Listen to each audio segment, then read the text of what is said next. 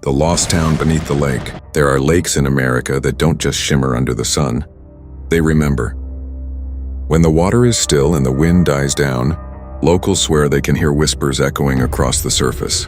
They say it's the sound of the drowned, the ones who never left when the valley was flooded to make room for the reservoir. And at the center of them all lies Lake Lanier, Georgia. It's a beautiful place at first glance. Families picnic along its banks, kids splash in the shallows, and jet skis cut across the surface like silver blades.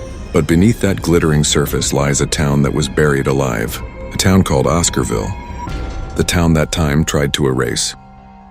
Before the 1950s, Oscarville was a small, thriving black community.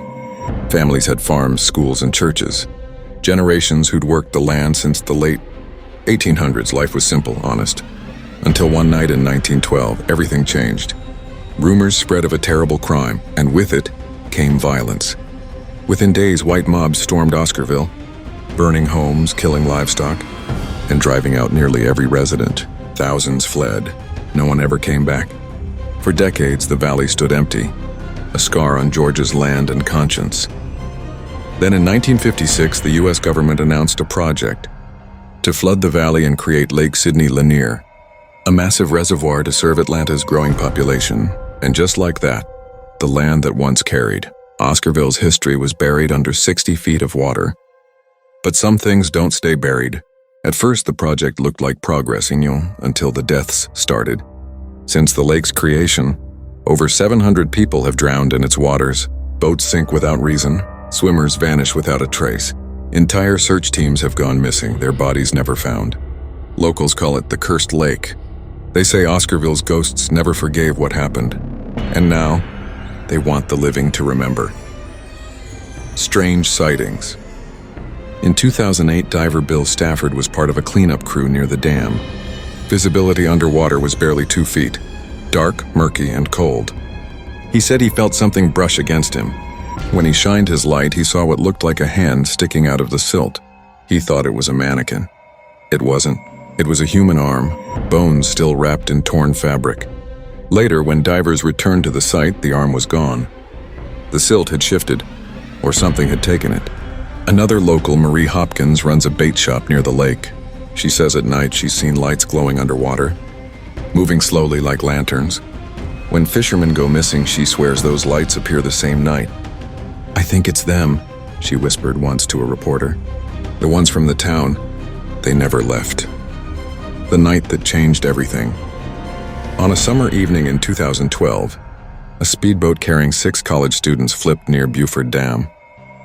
3 were rescued. 3 were never found. Search teams scoured the lake for weeks. They found the wreck, twisted, embedded in what used to be a church steeple. That was the first time officials publicly admitted the structures beneath Lake Lanier were never fully removed. Whole foundations, churches, graveyards, even parts of the old bridge still sit perfectly preserved under the water, covered in silt and algae, which means every time someone drowns, they're sinking into the ruins of a ghost town. The divers' footage. In 2020, an independent YouTuber named Mark Ellis released footage from a private dive he did in Lake Lanier. The video, now deleted, showed him descending into near black water, the temperature dropping as he went deeper. Then, a faint outline of a headstone. The camera shook as he tried to brush away the mud, and you could make out the words, "Here lies Ruth Turner, 1910-1912. Suddenly, a low rumble echoed through the mic. Bubbles, then static. The video cuts off. No one's heard from Mark since. The locals' warning. Ask anyone who grew up near the lake and they'll tell you the same thing. Don't swim after dark. Don't go alone. And if the water's too still, run. They say sometimes, just before someone disappears, the air gets cold. The smell of damp earth rises from the lake. And if you look closely enough, you might see shadows moving just beneath the surface, like something reaching up. The authorities tried to downplay the diver's disappearance. Local papers called it a diving accident. But people who lived around the lake, they knew better. The sheriff's department quietly hired a small team of underwater engineers to map out the old town's foundations. The project was classified, unofficially labeled routine maintenance, but according to one of the divers, a man named Calvin Briggs, what they saw under that water was anything but routine. The sound beneath. Calvin's voice shook when he spoke during a podcast years later. It wasn't the cold that got me, he said. It was the sound. The deeper they went, the more pressure they felt. Not just from the water, but from something else. Around 60 feet below, the sonar started to glitch. Their headsets picked up faint whispers and not static, but something rhythmic like a chant. At first, they thought it was feedback. Then one of the divers, Amanda, screamed through the comms. She said she saw shadows moving against the current, but there was no current. When they resurfaced, Amanda refused to go back in. That night, she left the camp, drove 3 hours to Alabama, and never returned to the team again. Calvin said that after that dive, he could still hear that low chant whenever he tried to sleep, like hundreds of voices humming just below his dreams. The Drowned Church. In early 2021, a documentary crew obtained permission to scan the lakebed using sonar imaging. What they found shocked even the Army Corps of Engineers. Under the northern section of Lake Lanier, near the old Oscarville Cemetery, the sonar revealed a full structure still intact: walls, archways, and what appeared to be a church steeple. The lead researcher, Dr. Lillian Cortez, described the moment they analyzed the scan. The shape was too precise, she said. It wasn't debris, it was architecture. She decided to conduct one dive herself, just one. On the third day, they sent down a remote submersible with floodlights. The video feed showed murky shapes at first, silt clouds and fish trails. Then a white cross, perfectly upright. Behind it, the outline of stained glass windows unshattered, but still reflecting the sub's light like fragments of color floating in the dark. As they zoomed closer, the microphone picked up a sound, a deep metallic tone echoing faintly through the water. It was a church bell, but there was no air, no wind, no reason it should be ringing. The crew froze. One of them muttered, "It's impossible." Then the feed glitched, and for 3 full seconds the monitor filled with static. When it cleared, the camera had turned, facing the sub's rear view, and there, for just a moment, a human silhouette drifted past. After the dive. That night, Dr. Cortez received an anonymous call from a blocked number. A man's voice whispered, "You shouldn't have gone down there." The water remembers. She tried to trace the call. It came from an abandoned ranger station near the southern inlet, one that had been underwater since 1957. Weeks later, Cortez was found dead in her home. No signs of struggle, no forced entry. Her phone was found in the sink, submerged in a bowl of water. The official report said cardiac arrest, but her assistant swore he heard her, crying over the phone just hours before her death, repeating the same phrase over and over. "They're still down there, and they want us to join them." The boy at the dock. Locals tell one story that chills even the toughest search and rescue teams. One summer night, a father and his 8-year-old son were fishing on a dock near Flowery Branch. Around midnight, the boy pointed at the water and said, "Dad, there's a woman down there." The father laughed it off until the boy started crying, saying, "She's asking me to come with her." The father looked down. The surface was calm, too calm. Then just for a moment he saw it, a pale face staring up from the depths. He yanked his son away and ran. When officers checked the dock the next morning, they found wet footprints leading up to the road and small, bare footprints that stopped halfway into the woods and then disappeared. The water turns red. In July 2023, following weeks of drought, the lake's water levels dropped to record lows. Locals reported something strange. The water near the southern banks turned a faint shade of rusty red. Scientists said it was algae, but those who went closer said it smelled like iron and decay. That same week, fishermen found fragments of old wooden coffins caught in their nets. Officials claimed they were debris from an old burial relocation effort, but no one could explain why the nails were still shiny, like they hadn't rusted in 70 years. The return of the church bell.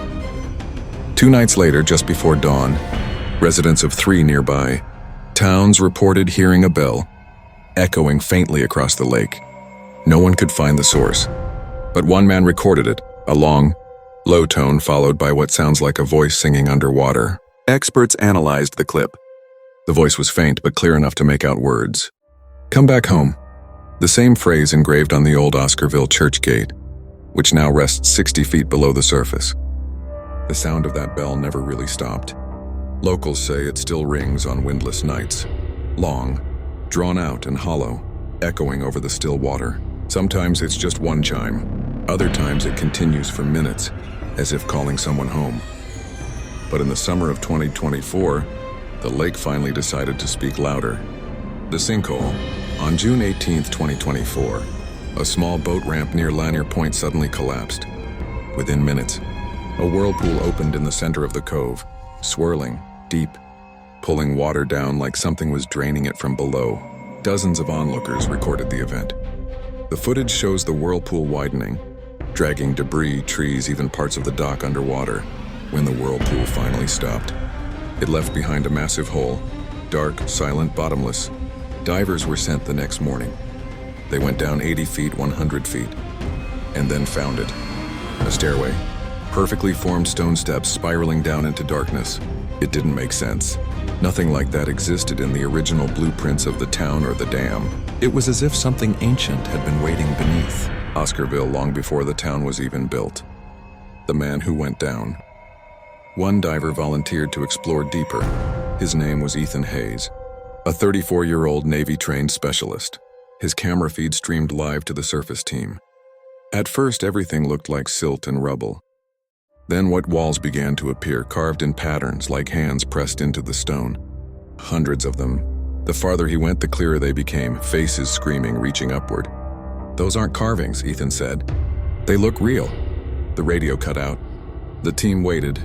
30 seconds, then 2 minutes. Suddenly the feed flickered back, a faint light shaking violently. Ethan's breathing was ragged. His voice was distorted. "They're not gone. They're still here." Static swallowed the signal. They pulled the tether line. It came up slack, cleanly cut as if sliced by something sharp. Ethan Hayes was never recovered. The vanishing town. In the weeks after Ethan's disappearance, the waterline along Lanier dropped again, this time unnaturally fast. Locals said the ground began to tremble, the way it does before a storm. One night, power went out across 3 counties, and for the first time in 70 years, the lake glowed. Residents along the shoreline saw shapes rising through the mist, the outlines of rooftops, fences, a church spire pushing through the fog. It was Oscarville surfacing again, illuminated by a sickly pale light beneath the water. People ran to the shore, filming on their phones. One clip, posted for only an hour before being deleted, showed figures standing along what looked like the churchyard. They weren't solid, more like shadows made of smoke, their heads tilted toward the town that no longer existed. Then as the mist lifted, they turned and walked back into the water. By morning, the lake was calm again, but every boat docked along the western bank had come loose, drifting empty, their ropes snapped clean. The Sheriff's Journal.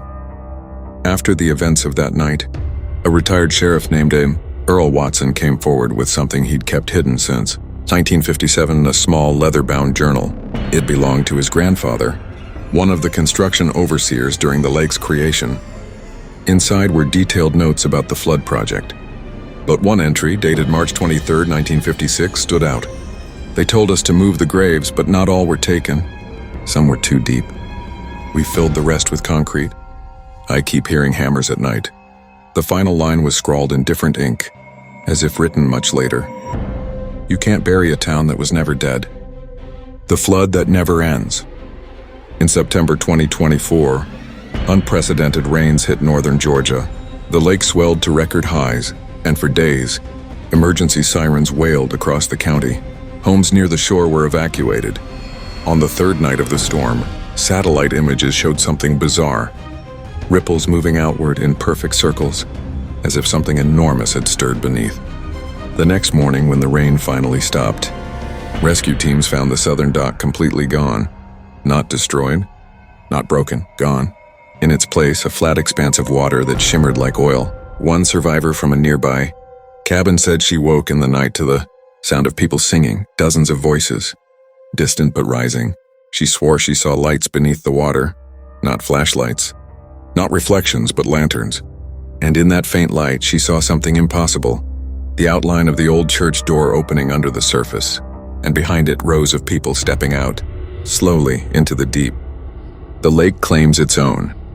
The government officially closed off the southern area after the incident, citing structural instability.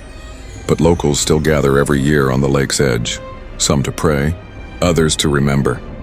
And every once in a while, a fisherman, a swimmer, or a tourist disappears. No ripples, no struggle, just gone. Some say the lake hungers for balance. For every life taken in 1912, it will take another one by one, until the water runs clear again. Others believe it's punishment, that when you drown in justice, it never dies. It just waits. And if you stand by Lake Lanier on a quiet night, you might hear that church bell again, faint, slow, echoing from somewhere deep below. And maybe, just maybe, you'll hear the whisper that's haunted Georgia for over half a century. Come back home. If you ever visit Georgia and someone offers to take you to Lake Lanier after dark, don't, because some places aren't haunted, they're alive. And which of these moments gave you chills? Tell me in the comments. And if you want more true American horror stories buried in history, subscribe now, because the next story might be hiding right under your town.